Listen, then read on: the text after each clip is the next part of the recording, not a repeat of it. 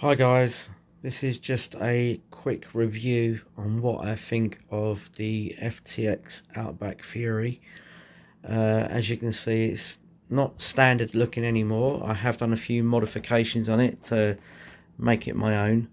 I have already done a video already today on what I think of it, but this is going to be a quick review on how I think it handles, what I've done to it underneath just to make it a little bit better, what I think needed to be done.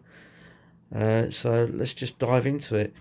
As you can see, I've done the outside to just to try and make it look a little bit more different to everybody else. There's a few more bits and pieces I've got coming in the future that I want to put on it. Then I might look at changing the body completely to a hard body.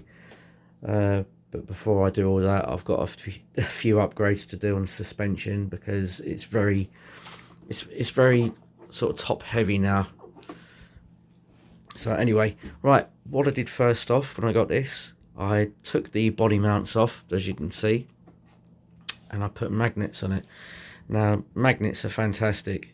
Gives you a little bit of how can I put it, well, when it rolls over for a start, you've not got the body fixed to the chassis, so that all the extra weight is going onto your body. Now when it rolls over, the body pops off. It's not direct weight onto the body, so hopefully, fingers crossed, that will stop it from getting any more damage. Right, anyway, let me show you what's underneath because I'm rambling on about how it looks. I might have to disconnect the lights. Right, they're very tight, the back magnets on this. Right, excuse the dirt underneath. I haven't cleaned it properly underneath since we went out last. Right, I've got a little micro switch here, which is brilliant. Works for my light bar and my headlight separate on channel 3, which is brilliant. Let me unplug that so I can take the body out of the way.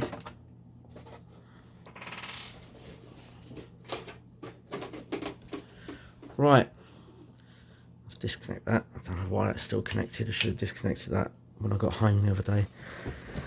Right, all you can see that I've done so far, I've taken the body mounts off. I've had to slightly modify the posts here. I don't know whether you can see.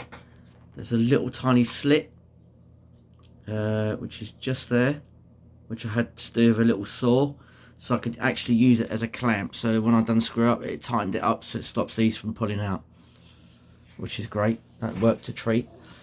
The steering. Now the steering on these are terrible.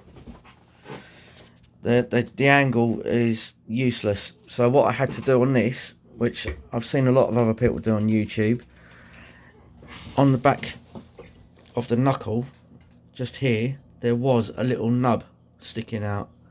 Now what I've done with that, I've filed it off, and it's given me a little bit more of a turn on the steering now, which is helped, but it's not great. I will eventually change that completely because I want a bit more of an angle when it comes to steering. I have adjusted the shock location on the back, mainly because of the extra weight on the body.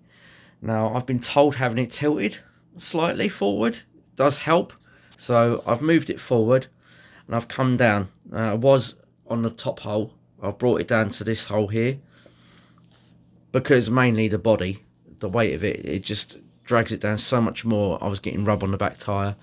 Same on the front. I haven't brought it down so far because it didn't need it. It hasn't got all that weight, but I have got the angle on it. But brilliant little rig, absolutely brilliant.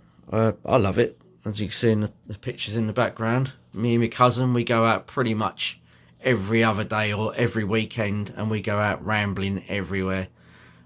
If we can find somewhere that looks fun to go crawling, we'll go. You know, it's brilliant. But I absolutely love it. I will change a few things in the future. I have seen somebody else talking about replacing this for a slipper clutch. Excuse me, I'm all tongue-tied at the minute. Yeah, a slipper clutch for this. Axial make a part which I've seen on another YouTube channel, which I'm going to get for it because I think it needs it. The servo, it's got a 15 kilo servo, but I want to get a stronger one for it. The battery is standard at the minute.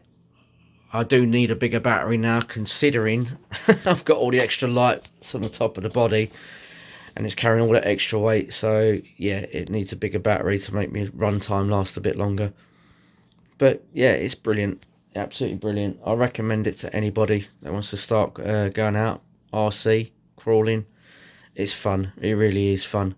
Plus, I've started to make a little track in my back garden, but we'll get to that later on and down the line when I get a bit more confident making these videos. Anyway, thanks for watching, guys, and hopefully see you in the next one.